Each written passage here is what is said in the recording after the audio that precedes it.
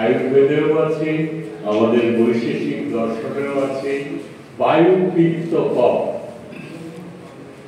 সারা শরীরের মধ্যে বায়ু, পিত্ত, কফ এই তিনটি বিষয় রাজত্ব করে বেড়াচ্ছে।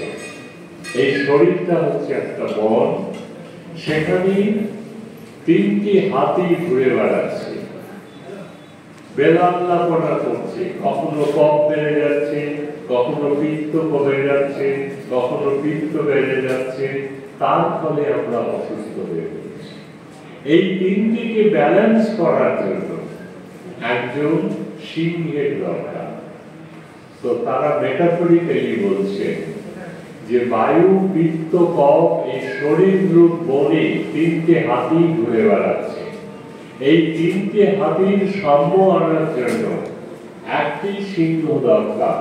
সেই সিংহ কি?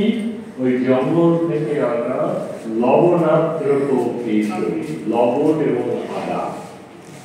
মূল কথাটা আয়ুর্বেদে আছে, বায়ু, পিত্ত, কফে ভানা শরীর বনচারীরা এসো এব নিহন্তাস্তি লবণাদ্রক কেশরী।